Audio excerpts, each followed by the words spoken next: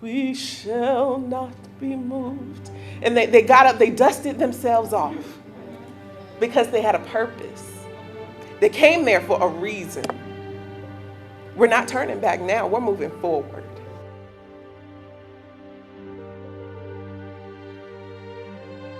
And we are here after an election that we all are concerned about what Project 2025 is going to really do to our families, to our communities, to the country, and probably to the world. As we planned this, we didn't know what the outcome of the 2024 election was going to be. And we knew that no matter what happened, we were going to need to still resist. Not to welcome all.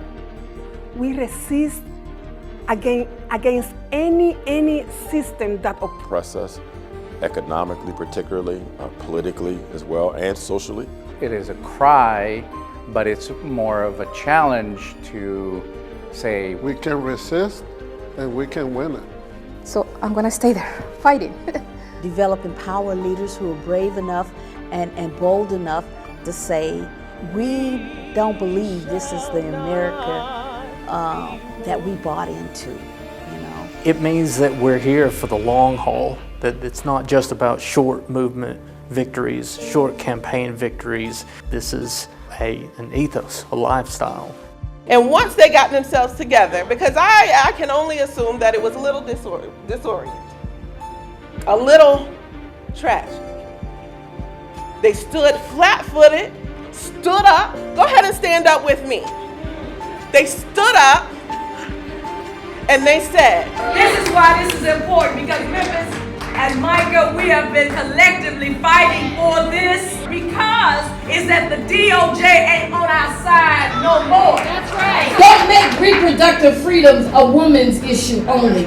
Don't stand by and let the women be swindled out of an economic future that will include you too. In the face of persecution, in the face of turmoil, there was a solid community that decided to stay together, to lean into the gospel, to lean into their faith traditions, and to share this idea of a beloved community. They said, if you're ready to fight for a better life, then sign your union card and let's get to it. Biggest thing about us is we don't go away. We're going to be here tomorrow, we're going to be here the day after, we're going to keep after it, we're going to keep after the North Star no matter what happens. I think a movement that doesn't have new dreams is dying, and we are in no shortage of dreams. But having that tagline really allows us to think about it. Think about your why, think about your how, think about what you want to continue, what you want to change, what upsets you, what burns that fire.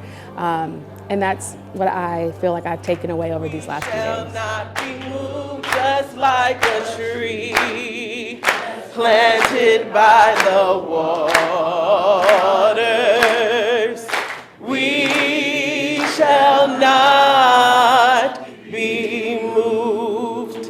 And that is what won their organization.